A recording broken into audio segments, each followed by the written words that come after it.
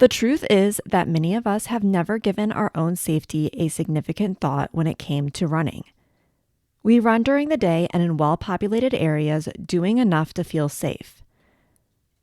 But as more and more women are murdered while running, the grim truth that the next one could be one of us stares back at us in the mirror. And we have to face the facts. We are not safe while doing something we love. The thing that brings us joy, confidence, and a sense of worth could be the very thing that gets us murdered or missing.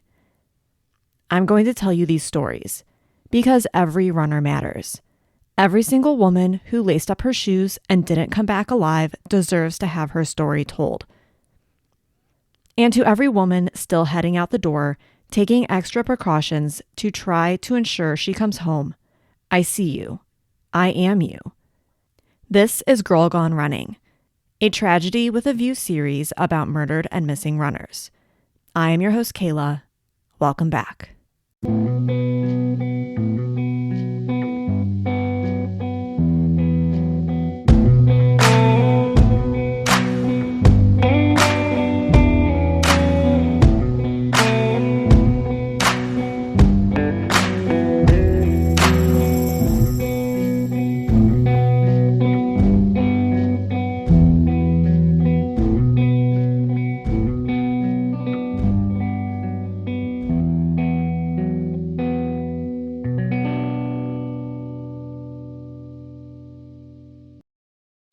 Hello and welcome back to Girl Gone Running. This is the second of our 12-part series. I'm going to call it season 1. I'm not sure how I'm going to do future episodes yet. I don't know if it's going to be something that I'm going to just continue to do if I have the time and availability, or if it's going to be, again, in kind of sections or parts. But this is the second episode. Hello, welcome back. After working on this for so long, I'm really happy to see that people are at least received the first episode well. So I hope you enjoy this second one as well. So, unlike the first episode, this one is a little bit longer. And because of the nature of this particular story, there's a lot more information that I'm excluding because I want to focus on Mary Bennett, not the man who murdered her and all of the other women that he murdered. This series is meant to focus on the women who have been murdered while running. And that's not to say that these other women don't deserve their stories to be told. They're just being told by someone else. So, after living in a calm farming town for her entire life, setting out in search of new opportunities, excitement, and a different pace of life, the allure of diverse career options and cultural experiences and the energy of urban living can be strong motivators for those seeking a change, and that is exactly what Mary was after. In 1979, Mary Frances Bennett was 23 years old. Being the second oldest of 6, Jean and Betty Bennett owned a farm in Deer Lodge, Montana, which had been in the family since 1883, which, while most of her siblings stayed near their home, Mary had big plans and bright dreams. Mary and her siblings were all close in age, with the oldest and the youngest only being 6 years apart. Do that math. I mean, if you're going to have 6 kids, you might as well just get them all out of the way, because that's a lot on the body, but that's also a lot on the body. Anyways, Mary graduated from Montana State University in 1979 and was offered an internship at an accounting firm in San Francisco called Wolfiler and Beck. Mary accepted this internship, and on her first try, she passed her CPA exam that July. In August, Mary moved to San Francisco and began her new career in a big city. She was excited and happy to be making new friends and new connections and exploring what the city had to offer her. Mary had written letters to her siblings, telling them how happy she was and all about the life that she was building. Never forgetting that her hometown farm built her foundation, she was trying to lead a life as big as the city she was now living in. Many of her letters offered her siblings a place to stay when they came to visit and spoke of how she couldn't wait to show them around. On October 21st, 1979, Mary left her apartment to go for a run along Painted Rock at Land's End. Land's End is in the Golden Gate National Recreation Area, and this particular trail takes you along the shoreline, which is rocky, but the trail itself is well kept and considered easy. The trail is a 3-mile loop-style trail that will take you to memorials and lookouts, and if you take all of these deviations from the main path, your distance will increase to about 4.5 miles. There is one section of the trail that is considered narrow and butts up to the cliffs, which would make sense because this trail is actually along the top of a cliff. Besides this one section, though, the trail is wide and open, and the views are beautiful as you look over the Californian coast into the Pacific Ocean. Take in the Golden Gate Bridge, and while the trails are maintained well and the location is a frequent area for visitors based on how full the parking lot typically is, you are kind of stepping out on your own and into a little mini wilderness area of California. The wind that has blown in off the coast has created really cool looking trees that are very bushy at the top, and then they have no branches or twigs growing on the lower half to 2/3 of the trunk, and the rest of the trail is open to the sun that is frequently shining on this area.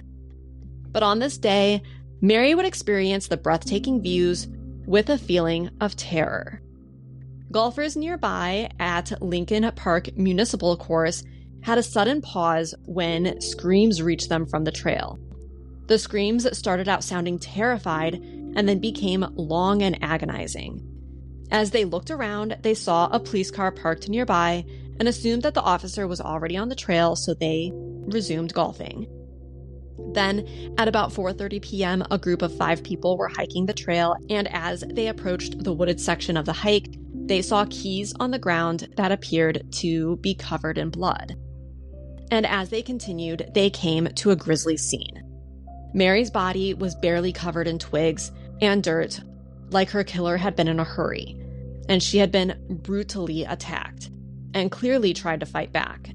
And I believe the bloody keys to be an indication of that. Whether she might have pulled them from a pocket to try to fight back, or if they just kind of came out with her hand, or if she had them in her hand while she was running, the fact that there was blood on them tells me that she was willing to use them to fight for her life. Mary was stabbed 25 times in her back, chest, and neck. When investigators arrived, Mary's body was still warm, and they believe that this began as a sexual assault attempt. But when Mary started screaming and fighting back, the attacker had no choice but to leave the scene quickly or risk getting caught by those who came to her help. And unfortunately, after this, there were no leads. There was no clues. They had nothing to go on, and Mary's case went cold. But finally, after 30 years, in February of 2009, San Francisco police reopened her case after learning that there was some old evidence that included DNA samples. When they ran the DNA through their system, they got a hit. Many of those who worked on the case in 1979 weren't even surprised when they heard the news. In fact, they got a little laugh out of it because they had been right. Even though they had no evidence to support this, they knew who the culprit was. And to this day, while DNA has confirmed who her killer is, there has never been a confession. Does the name David Joseph Carpenter mean anything to you? David Carpenter is the Trailside Killer. In the late 70s and into early 80s, he claimed victim after victim in the Bay Area, focusing on parks and wilderness trails in the Marin and Santa Cruz counties. These areas are connected by the Golden Gate Bridge, which was on the trails that he would rape, murder, and then pose the bodies in preparation for them to be found. Positioning of the body can be a clue to get inside of the mind of a killer.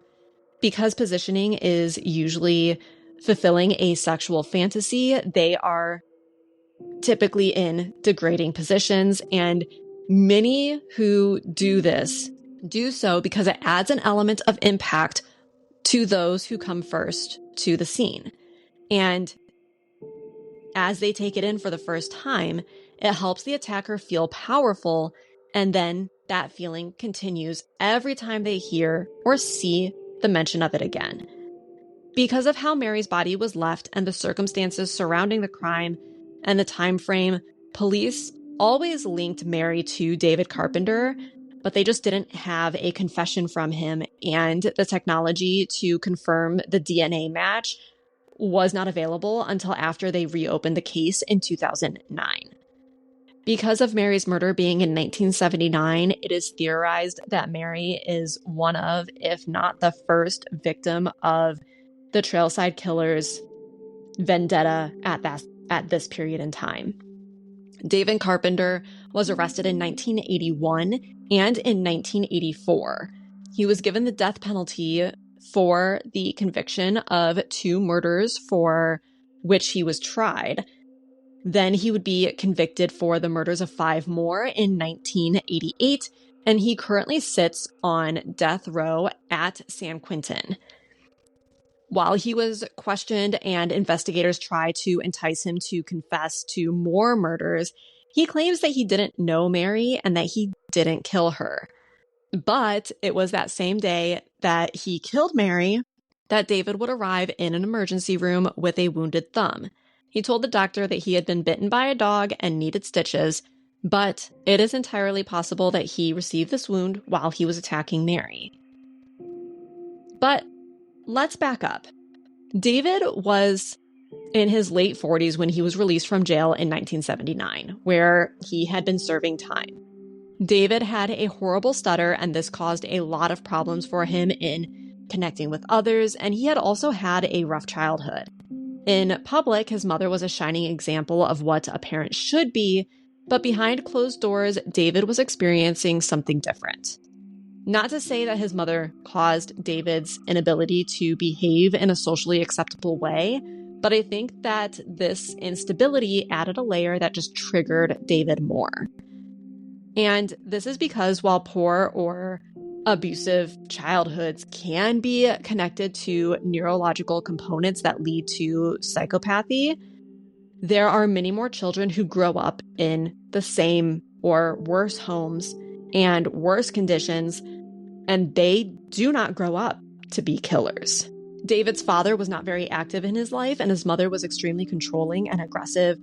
David has a history of behavioral problems. He was a bedwetter and had a severe stutter. Both of these things can be caused by high amounts of stress at a young age, including the feeling of being unsafe and a lack of self-identity. His mom seemingly tried to feminize the boy out of him and forced him to take ballet classes, which might lead to the above behaviors.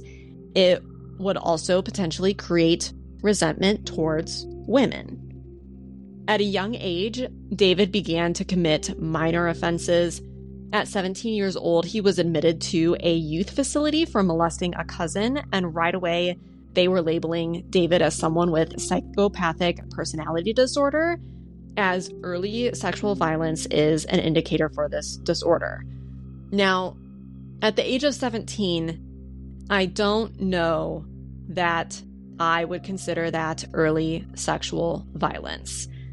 However, we have to know that this was likely going on sooner than 17. He just hadn't been caught prior to 17. Not only that, my question about the early sexual violence part, in combination with him being 17 years old at this time, does not mean that I don't believe that he did not have something going on underneath the surface there. It is just purely a question as to why this information that I pulled is worded the way that it is, and what information they also have that they're not providing to the public. It was then in 1960 that David served 7.5 years after being convicted for assaulting Louise DeAndrade with a hammer. He had offered to give her a ride home and instead drove her to a military base. Why? where police drove by and found him assaulting her. Because that makes perfect sense that there's going to be people with authority near a military base. Like 9 months after his release, he was again convicted of robbery, kidnapping, and rape in 1970, where he kidnapped a woman, took her out to the foothills of San Francisco, raped her, and then released her. For this, he went back to prison. We understand that rape and sexual violence is a crime of power and dominance, and with David in particular, it became clear that he was unable to control his sexual urges, and he became smarter with every incarceration. And when he was paroled in May of 1979, he had committed himself to continue to do what he had done his whole life. But instead of being the good guy and releasing the women when he was done with them, he was going to eliminate the witnesses and kill them. David seemed to have this uncanny ability to just blend in. He was normal enough and behaved well enough as an adult that he was never looked at and thought like, oh, he could snap and kill someone. But this has likely less to do with his innocence and more to do with the times that he was caught and punished, and he learned mechanisms on how to not get caught and would manipulate situations to his advantage. He was actually so good at manipulation that when he was on the stand for the murders, his personality seemed to change based on who was asking him questions or presenting information to him. David would also lie in wait for his victims, or he would take opportunities when he found them, particularly targeting young women who might be less assertive to an older man while they were walking on dense forest trails and when not very many people were around. Over a period of 6 weeks, David would murder 5 people, but there is potential for that number to be much higher than what we know due to the length of time between Mary's murder and this 6-week period. Again, in May of 1979, David was released from prison and Mary was murdered on October 21st, 1979. Ida Kane suspected murder from David. At 44, she had been planning to go to Mount Tamalpais State Park, and originally she was going with friends, but when they bailed, she decided to just go alone. On August 19th, 1979, she did not return home, and her husband called the police to report her missing. They found her car at the trailhead and would later come upon her body face down in a shallow grave. They found that her knees had been tucked up beneath her. She was shot in the back of the head and stripped naked except for her left sock. All of her clothing was missing, and interestingly, she was the only victim who was shot with a .44 caliber handgun. On March 8th, 1980, Barbara Schwartz was hiking with her dogs, also at Mount Tamalpais State Park, when, again, this is unconfirmed, but just suspected, that David attacked her. Instead of a gun this time, David stabbed her 12 times in the chest, and then, much like Ida, positioned her in a kneeling position face down for authorities to find. At the scene, though, a pair of bifocal eyeglasses were found, exactly like those David wore. And you know who had to go to get a replacement pair of glasses the following day? David. Annie Anderson was sitting on the steps of the Open Theater in Mount Tamalpais State Park on October 13th, 1980. Also an avid runner, Anne was not running this day. Instead, she sat quietly, almost in a meditative state, as a man jogged past her. He saw her and considered stopping to inform her about Ida's and Barbara's murders in the park, but because they had been such prominent stories on the news, he figured that she knew and maybe had someone she was waiting on, and he just continued on his way. Anne, unfortunately, was not safe. She was attacked and raped and murdered and positioned the same way that Ida and Barbara had been. The way that her body contorted in her death indicated signs of psychological trauma just prior to her death. On October 11th, 1980, 18-year-old Cindy Moreland and her boyfriend, 19-year-old Rick Stowers, went missing after they went for a hike at Point Reyes National Seashore. Rick was a member of the Coast Guard, and when he did not show up for work, they listed him as AWOL.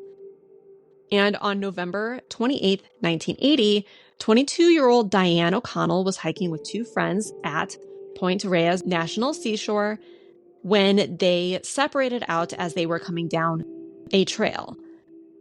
They were far enough that they couldn't see each other, but Diane was walking in the middle, and when her friend who was behind Diane got to the trailhead, she found the first friend there, but Diane was nowhere to be seen. They reported Diane missing to the police, who searched the park and found Diane, Rick, and Cindy. They also found the body of 23-year-old Shauna May, who had also been murdered on November 28, 1980. They had all been shot with a .38 caliber pistol, and Cindy, Diane, and Shauna were again placed in degrading positions as if the killer had been dominating them. All of the graves and their bodies were pretty close to each other, indicating that this person committed these crimes and then returned back to the place that they had previously been. On March 27th, 1981, David attacked 21-year-old Ellen Hansen and her boyfriend, Stephen Hartel, while he was on the trail inside of Henry Cowell Redwoods State Park. Stephen would later tell investigators about how the attacker stepped out of nowhere while they were hiking, and while pointing a gun at them, said that he wanted to rape Ellen and that they should step off the trail. In this particular instance, Ellen is a hero. Ellen stepped forward, putting herself between David and Stephen, and said, "He's going to kill us anyways," and intended to fight for her life. David then fired 2 shots, striking her both times in the head. David then fired a shot, striking Stephen in the neck, but failed to see that his shot was non-fatal. And while David assumed that he would die before getting help, Stephen didn't. An off-duty police officer was on the scene within minutes after he heard the gunshots in the park and, of course, ran to help. In addition to this, outside the park, a little girl was playing in her driveway when she saw a man who appeared to be frantically searching for a place to go. He was wearing the same clothing that Stephen would describe, and something inside of her clicked, and she, without knowing she would need this information, started to draw a picture. At 10 years old, this girl drew the shape of his car, which helped to identify the model and the color, what he was wearing, and what he looked like, where he was driving, and which direction he was heading. She did this all on a piece of cardboard. Between Stephen's account and the 10-year-old little girl, they helped to lead investigators right to David Carpenter's door. But that was not before his final victim, Heather Skaggs. Heather actually worked with David even though he was on probation and not allowed to work somewhere where women were working within a certain vicinity.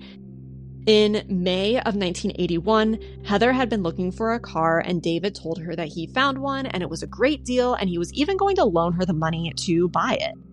He then offered to give her a ride, and when she accepted, she sealed her fate. Heather told her boyfriend about this offer, and he immediately did not feel right about it. He insisted that she write down the name, the address, and the phone number of her coworker, and before she left, she told him, "If I'm not home by 7, call the police. Something has happened to me." Heather was found in a shallow grave in Big Basin Redwoods State Park 9 days later. And as an interesting side note, Sam has been to this park, and he said it's like in the middle of nowhere, and he's not surprised that someone would try to get away with an attack in this park. So, coming back to Heather, she had, like the others, been shot and raped. Heather's boyfriend would hand over the information that Heather had given him, and this was the information for David Carpenter. All of the murders where David used a pistol used the same .38 caliber pistol, which means that the police knew right away that they were investigating a serial killer. While Mary's parents passed away before the truth was revealed, Mary's brother Joseph speaks for the family when he says that he is grateful for the work of the investigators and satisfied with the resolution of the case. One of Mary's other brothers, though, has different feelings, stating that, quote, "I'm glad it was finally proven, and I'm sorry to see the bastard still alive." And alive he is. At least as of this recording, David Carpenter is 94 years old, and he is the oldest inmate on death row in California. And California has kind of a long history with the death penalty, also known as capital punishment. Prior to 1972, there were over 700 people put to death in California. In 1972, the death penalty was struck down, but then reinstated in 1979. Between 1979 and 2006, 13 executions were performed. But in 2006, the death penalty was again struck down and has continued to not be honored. David Carpenter is one of 620 inmates awaiting execution. And this is apparently a very low number in comparison to years prior, and this is due to suicide and natural deaths. Many of the investigators feel strongly that David has what he has coming for him. He is on death row, and while he will die in jail, and it may not be the way that they had hoped, David Carpenter will never kill again. And many feel that if David were to be released, he would kill again, and it would take a matter of weeks. Running through the tall redwood trees in California is an experience that invokes a unique blend of emotions. As you jog along the winding trails, the towering trees create a canopy that filters the sunlight, casting a serene, dappled glow on the forest floor. The air is cool and crisp, filled with the earthy scent of pine and the gentle rustling of leaves. There is a sense of peace that envelops you, a feeling of being connected to nature and the ancient giants that have stood tall for centuries. The rhythmic sound of your footsteps on the soft forest floor, accompanied by the distant calls of birds and the whisper of the wind, creates a calming, almost meditative atmosphere. Yet, beneath this tranquility lies an undercurrent of urgency and fear. The dense forest can feel both comforting and isolating, with shadows dancing between the trees and the unknown lurking just beyond your peripheral vision. Every rustle of leaves or snap of a twig can send a shiver down your spine, reminding you of the wild, untamed nature that surrounds you. But for Mary and many other women, it was not just nature that was lurking in the shadows. Mary was not just a victim, but a vibrant individual whose life was tragically cut short. Mary was a beloved daughter, friend, and community member known for her kindness, creativity, and passion for life. Her story is a reminder of the preciousness of life and the impact one person can have on those around them. While we have discussed the circumstances of her death, it is important to honor her memory by celebrating the person that she was. Let us focus on the joy she brought to her loved ones and the legacy that she leaves behind. By sharing her story, we keep her spirit alive and ensure that she is never forgotten. Thank you for listening. We'll be back Wednesday with a normal episode and next week with our third Girl Gone Running episode. I hope to see you there. Bye. What is life without close calls with disaster? Thank you for listening. Don't forget to follow the podcast to be the first to hear the now weekly episodes. Join our subscription on Patreon, Apple, or Spotify today and immerse yourself in the haunting beauty of the great outdoors. For around $4 a month, you'll get exclusive access to the first episode of each month and early access to all other episodes, showcasing the morbid and mysterious side of nature.